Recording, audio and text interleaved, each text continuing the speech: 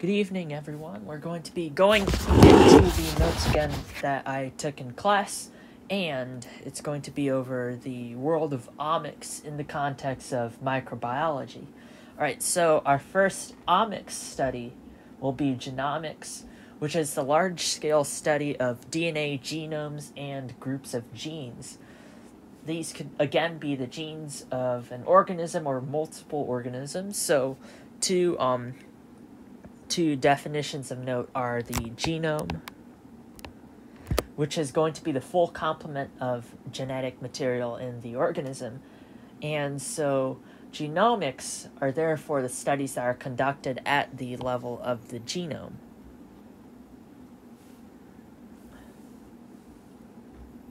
And now we're just going to scroll again to the ones that have that icon. Alright, so assembly after shotgun, the shotgun method for creating these plasmids with the target DNA in them. So again, remember we took our restriction enzymes, we knew where to cut in the vector in the plasmid. And then we will also use the same endonuclease and some phosphatase as well to work on the target DNA as well as on the plasmid. Again, very specific. We have some restriction enzymes that are going to chop it up. And we have all these random pieces from the endonuclease. And then we're going to hopefully ligate those onto our plasmids, onto our vector. And then, so we have this notion of assembly after the shotgun method is used, where multiple fragmented sequences are assembled based on their overlapping regions. And we're going to be looking for these contigs. They're called contigs, where in one of our fragments, let's say we have something like TAG, GTTA, and then on our other strand, on another fragment, we have GTTA, CAG. So this section here, this is called a contig, and those are the overlapping sequences that we're going to be assembling this fragmented target sequence that we're trying to figure out what it is. Those are the overlapping sequences right here.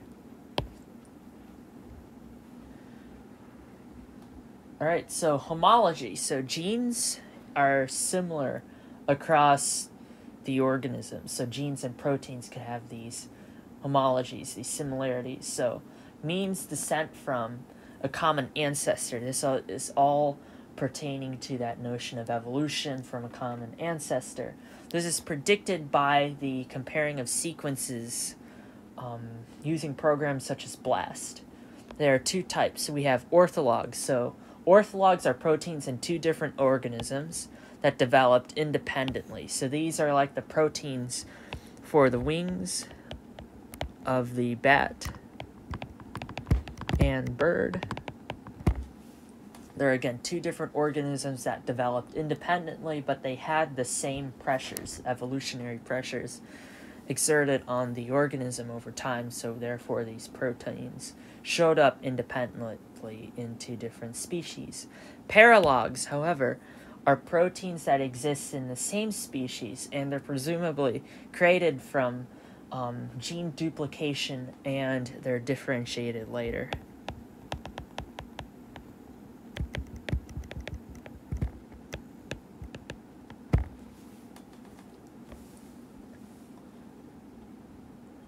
So why do we have different genome sizes? Let's talk about, again, if we're going in the study of the genome, we have to talk about this genome size difference. So we have H. influenzae.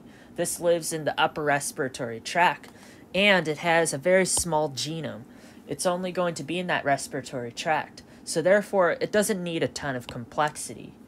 It's in one environment. E. coli, however, has a genome of 4.6 MB, or megabases, and this bacteria lives in different environments. It could live in the intestinal tract, where it could be there in feast or famine, and in aqueous environments. This will need more genes to adapt. So it needs more machinery, therefore, from these genes to adapt to different environments. And we have this strain called E. coli O157H7.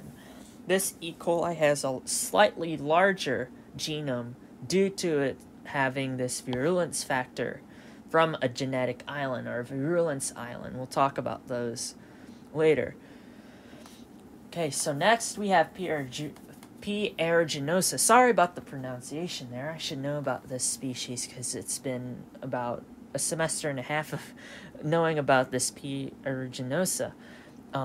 This is a species that has a very large genome. It also has the largest substrate usage. It could use a ton of different substrates. It could use a ton of different environments. So that's why a large genome has complexity, so therefore it could live in different environments. That's what we could conclude from that. And then we have Streptomyces coelicolor. Let me write that down.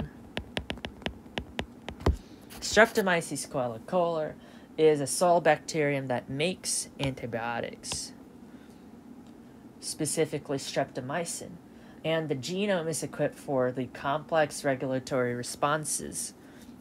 We have things such as 55 sigma factors that control transcription. This is compared to E. coli, where E. coli only has 7 sigma factors.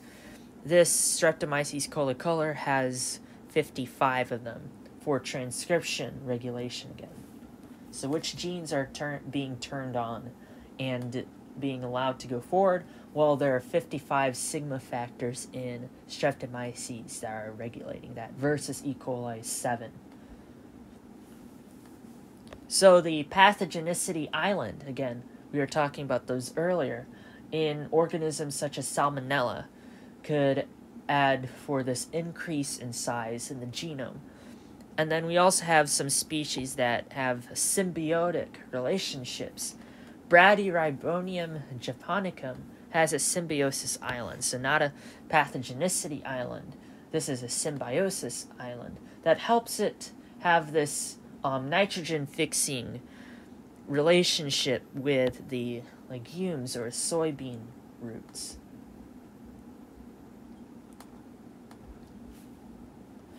Right, let's talk about metagenomics.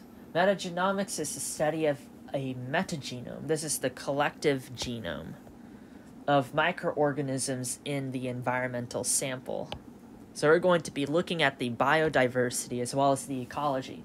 This is like the Sargasso Sea where they tried to get all that genetic material, they had it sequenced, and there are tons of sequences that did not belong to any known organism. So that's like metagenomics. We're taking a survey of the environment's collective genome. This is also known as ecogenomics, community genomics, and direct cloning. You don't use shotgun in this method. This is very direct. It's also known as environmental genomics. An example would be the soil samples from a diverse range of environments are likely to supply genes that code for proteins with widely different properties, and sometimes new properties as well. Then we could reconstruct the entire genomes of yet-to-be cultured organisms from these DNA samples in the environment that were derived from this test. We could look at biofilms. That's one of the big environments that we could look at. All right, let's talk about the transcriptome. The transcriptome is going to be the full range of messenger RNA molecules expressed by an organism. So it's going to be all the mRNA that's actually expressed. And this presence of a gene in the genome does not mean it will be transcribed. Remember, not all the genes that are present will be expressed as a protein. It depends on the time and the environment around this organism. There's also something of note to talk about the expression level. Again, not all genes are dogmaed.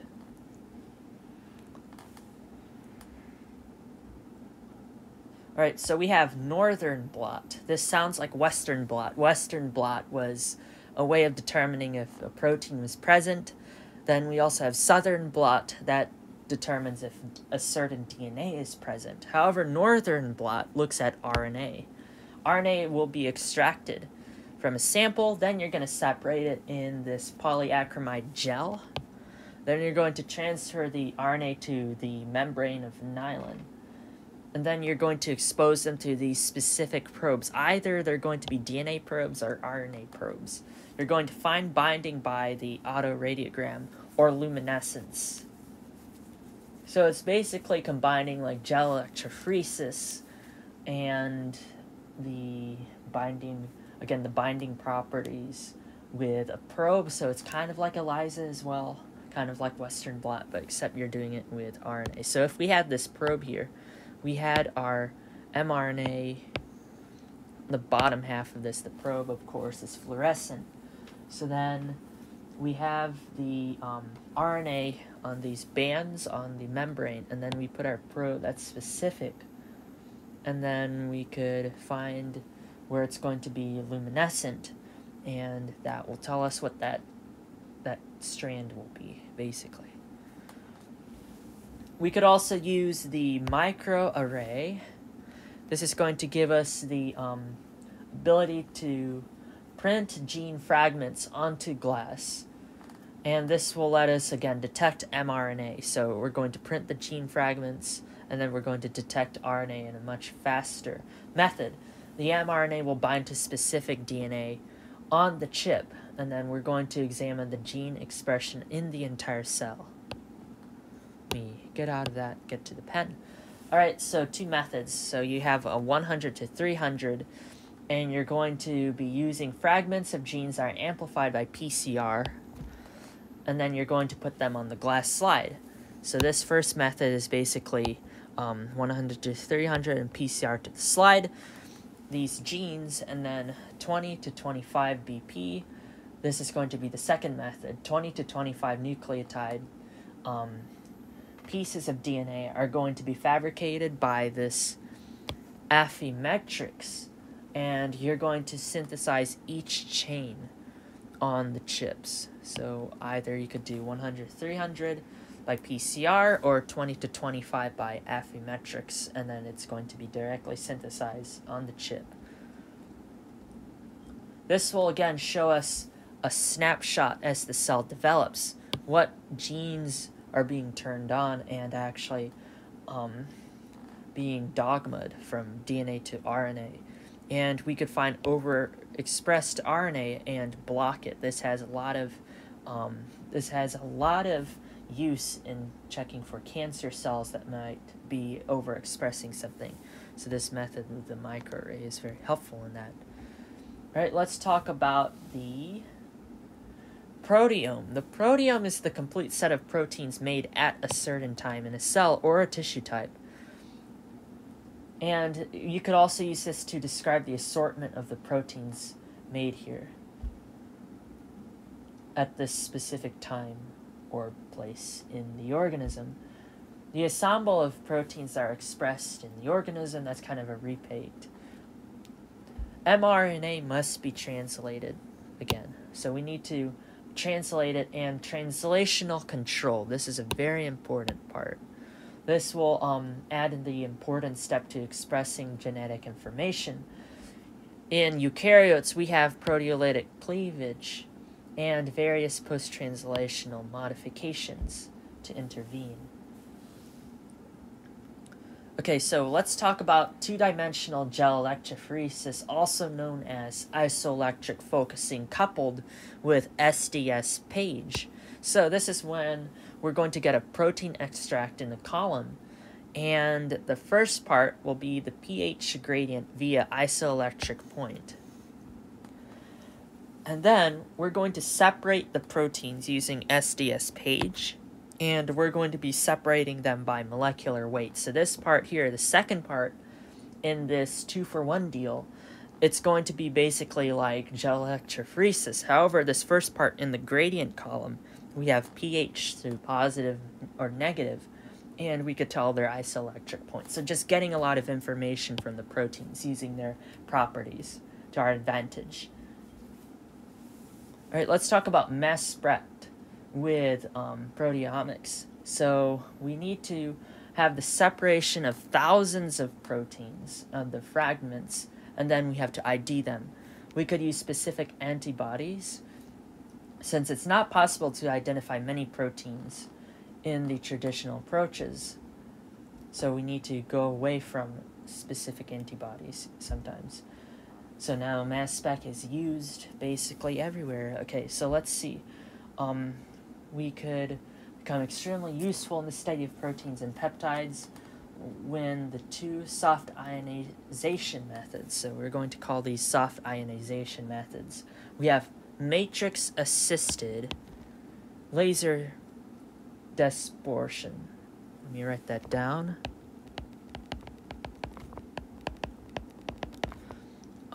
Laser desorption as the first part, which is also the soft ionization, and then we have electrospray ionization as well. We could use this to look at unfragmented peptides at high sensitivity with great precision, so they don't need to be fragmented in these methods. Alright, separation of proteins and peptides. Approach 1. We're going to be using the 2D gel, which we've just talked about with the isoelectric focusing and then the SDS page. Then, each spot can be digested in the fragments analyzed by MALDI and the time of flight. Then you calculate the molecular weights compared to a database. And then you do have this limit, however. Only highly expressed proteins are going to be analyzed, and these less expressed ones are only obscured. So if we have an important protein but it's not being expressed as highly as the others, we need a good amount of that peptide in order to run all these other tests, looking at the 2D gel, MALDI, and then time of flight with the molecular weights. We need a lot of that specific protein. So there's a limit here. We need a good amount of the peptide with this first approach. The second approach is gel-free, so listed here.